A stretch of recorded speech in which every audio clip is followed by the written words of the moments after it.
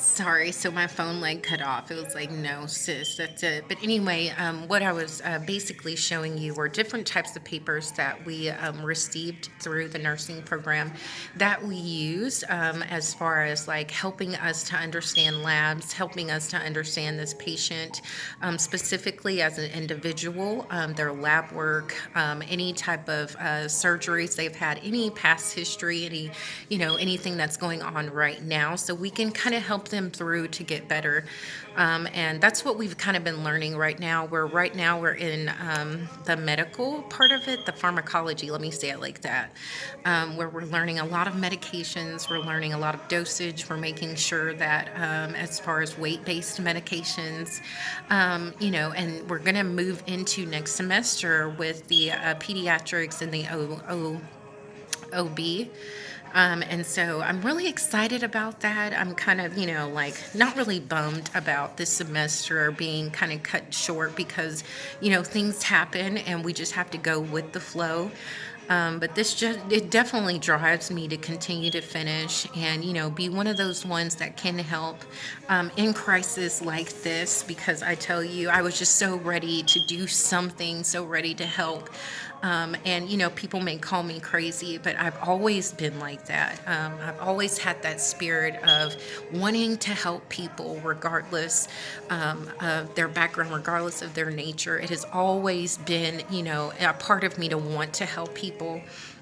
And so, anyways, let me finish up. So that was the folder part of it. And then we have, of course, our drug guide that I have tabs on, which it really should be more, but we kind of just got cut off.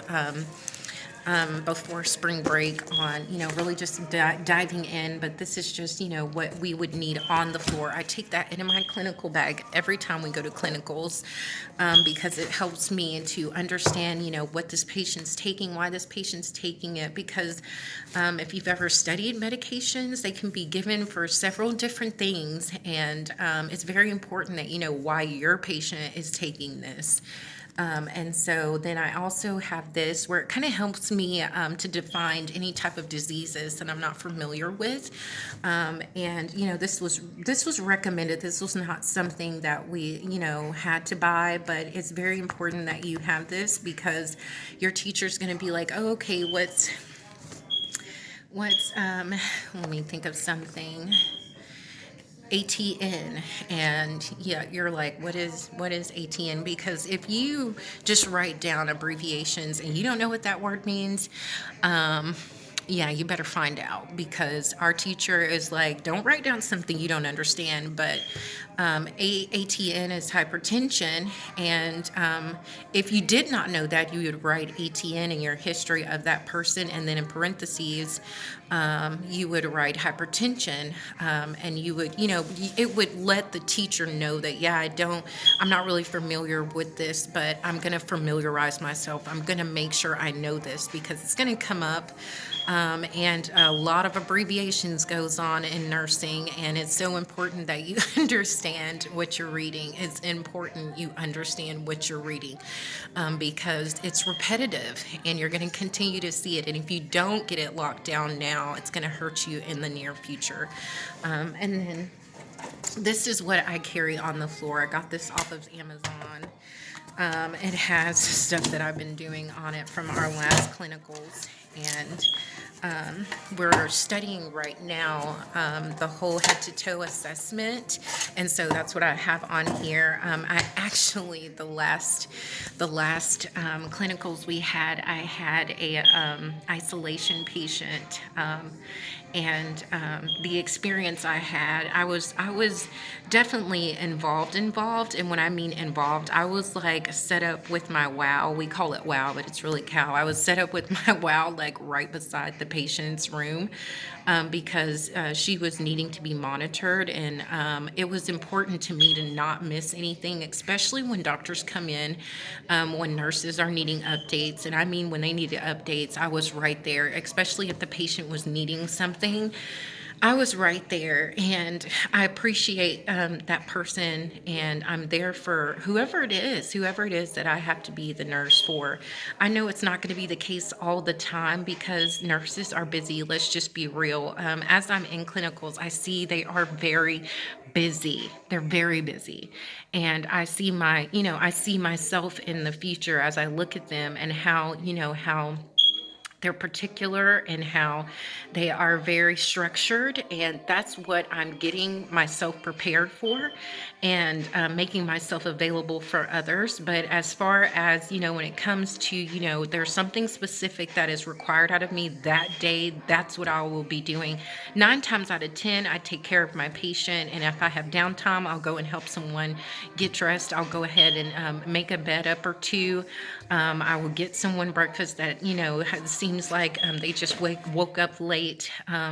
And I'll whatever vital signs that's needed. I'll ask, hey, do you need glucose checks? I'm definitely staying involved. That's what you want to do in clinicals, is stay involved, and you do not want to seem like you're the lazy nurse that just sits at the nurse's station waiting for someone to tell you what to do. You're in a learning experience environment, and there's tons of people that would love to be in your spot, and trust me, there's tons. And so, just speaking from, the point that I'm in right now in clinicals is that I'm going to get as much information as I can. I'm going to ask tons of questions. I'm going to be involved, and I'm going to be organized, because I do not like it when, they have to ask me, oh, where's your pen light? Or, I had a pen light die on me, and I was rushing around looking for batteries. I had the nurse on the floor that was assigned, I was assigned to her, and she was giving me little tips on, I've had this for years. This is what I have. And it wasn't like a pen light, but it was like a light that came for like duck hunting or something. But it was like a little bitty old light, but it just lasted her for years. And she said, I got sick and tired of those batteries dying. But it's things like that where, when you seek for help and you have a good teacher as a nurse, on the floor with you, then you will have an amazing experience. You're looking forward to going to work and being the person you were created to be. This is not a burden. This is not, oh, I'm tired. This is not, and there's tons of times where we do get winded, and that's why I was glad for this break. But I was excited at the same time to refresh myself and get back to what I love to do best, and that's helping and serving people. And so, with that being said, anyway, so here's my badge here, and I got a few of these. A lot of them, I don't know if you can see it, but a lot of these, it came with like a deck of cards, basically, and I had to fish through. A lot of them are for the RN, but I'm not there yet. And so they are very helpful.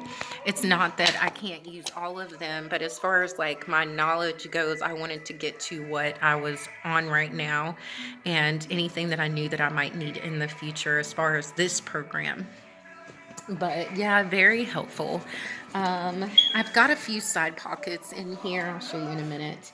But yeah, definitely keeping up with this bad boy.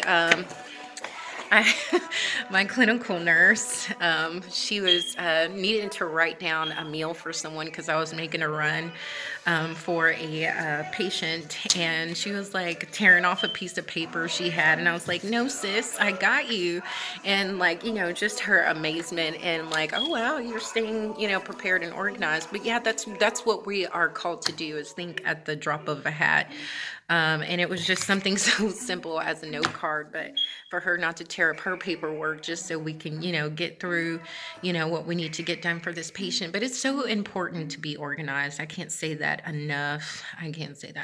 But anyway, you guys, I'm going to get off my soapbox. I'm so glad you are still with me, still hanging in there. And yes, if you have any questions, hit me down below in the comment section. Let me know what you have experienced and how it's been going for you as this lockdown has persisted and how it's continuing. Although, you guys, I have been asked to marriage, and I'm so excited about that. I really am. I've kind of been shopping online because that's all I can do. But as of right now, I'm kind of waiting for everything to come in and hoping it comes in on time. And so y'all just pray for me because the struggle's real. But anyway, y'all, I'm so glad you're still here with me. I'm so glad we can continue in our education. And I'm so glad that you are trying your best. You're doing what you need to do and get it done. I mean, there's tons of people I'm talking to that things have closed down as far as the T test and everything. And, constantly staying on those professors and advisors about, hey, what do we do next? What are we going to do next? What is it that we need to do? Because we want to be on the front lines as well. We want to do what we need to do so we can continue our profession. And I don't believe that's selfish in any way, because we all have to make a life. We've all cut a lot of things short so we could do things like this. And there's a lot of single mothers and a lot of single fathers out there that are riding on the education that they've already received so they can finish and do what they were called to do as well. So pray for everybody, y'all. This is a hard time for everybody. And, it affects everybody. It really does. So stock up your tissue. I'm going to say it. Stock up your tissue. Just don't forget, you need to get you some stuff so you can protect your immune system. Don't forget about the necessities. But I'm just going to leave it right there. All right. I love you guys. Have a good day.